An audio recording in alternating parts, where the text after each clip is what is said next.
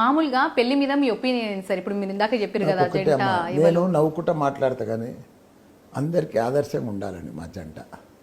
ఇప్పుడు ముందు అమెరికాలో అక్కడ ఫ్యామిలీలు చాలా డిస్టర్బ్ అవుతుండే, కానీ ఇప్పుడు మన సంప్రదాయం ఎక్కువైపోయింది అక్కడ. మన కల్చర్ అక్కడ బయటి దేశాలలో బాగా పాటిస్తారు. మన తానే కొద్దిగా ఇదవుతున్నారు, అంటే కొద్ది మందే ఉన్నారు, అందరు అయితే లేరు.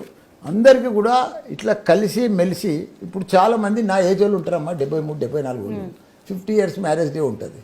ఏ కొడుకులు పట్టించుకోరు, సామాన్యంగా అనాథాశ్రమం లేచిపోతారు. అమెరికాలో ఉన్నా ఇక్కడ ఉన్న సీనియర్ సిటిజన్ అనాథాశ్రమంలో పెట్టి పైసలు కట్టిపోతారు. వాళ్ళని ఆదరణ ఉండదు, చూడరు.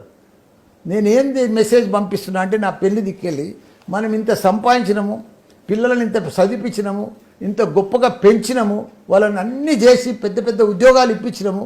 రాత్రి పగళ్ళు మన పొట్ట చంపుకొని కళ్ళలో ఒత్తులేసుకొని వాళ్ళని అంతా పెద్దగా చేస్తే మనని అనాథాశ్రమంలో పెడతారా?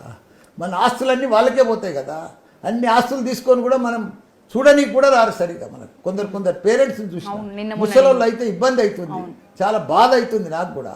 వాళ్ళందరికీ ఒకటే మెసేజ్ పెడుతున్నా, కొడుకులకు కానీ నాలాంటి ఏజ్ ఉన్న వాళ్ళకి కానీ తప్పకుండా చనిపోయేదాకా మనం వాళ్ళకి మన ఆస్తులు వాళ్ళకి పిల్లలకి ఇయ్యనే వద్దు.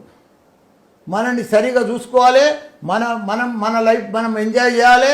తప్పకుండా వాళ్ళు ఎన్ని చేసుకుంటారో మనం అంతకంటే ఎక్కువ చేసుకొని చూపించాలని నేను ఈ మ్యారేజ్ చేసుకుంటున్నా.